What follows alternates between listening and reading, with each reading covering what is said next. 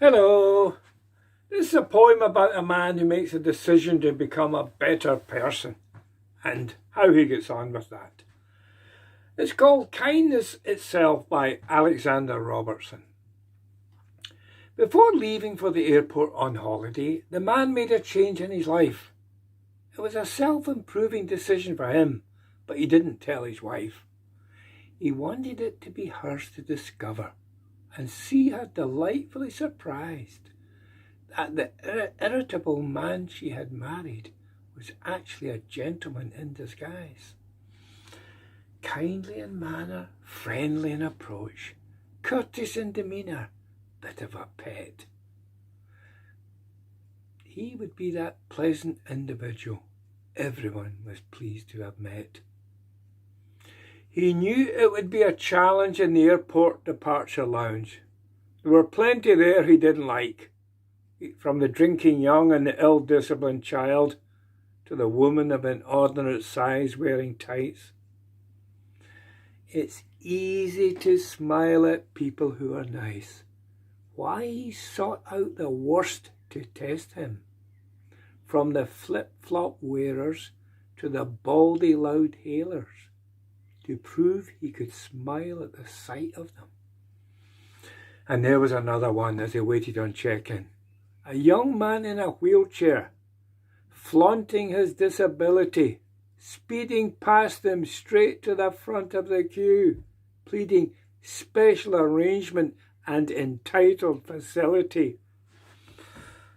That got them sniping those around him, disparaging what they couldn't prove. He would have joined in shouting after him, but held back on the smart remark. To think, what would the kindly man do? He wouldn't make jokes on others' misfortune, consider the welfare of others. He'd know what to do. So like the man he'd become, he spoke in that tongue. Would you be in a wheelchair to jump a queue? They knew he was right by turning away. Their jokes unworthy, they had no more to say. He was inflated, but isolated, with a hissing at his side. His wife complaining.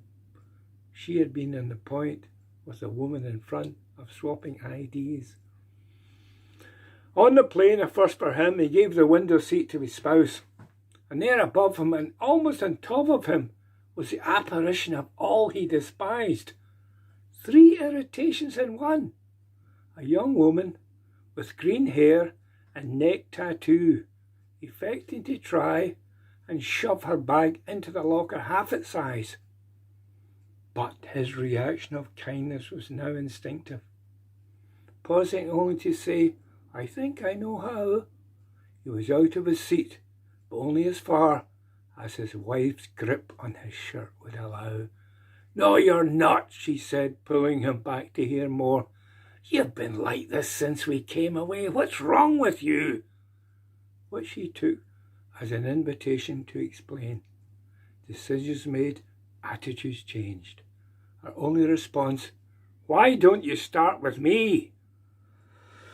The hotel proved disappointing, the room shabby and small. His many failings pointed out by his wife in case he hadn't noticed them all.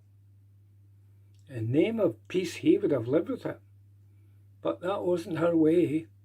She had him directed to reception for a must change and try for an upgrade. His intention was to complain without losing the smile. He had fixed on approaching reception, but the man behind the desk refused to look up, even coughing pleasantly for attention. And there he lost it, the man he'd become.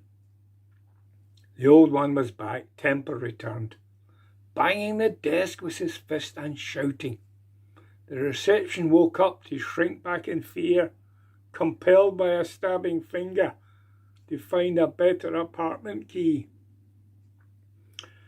His wife was delighted.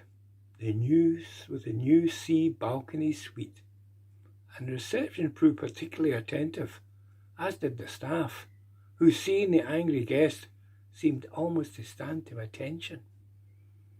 But having respect didn't get him liked. and kindness to others didn't please his wife. But when he made that decision to change, what was it he never understood? How difficult it is to be good. Thank you.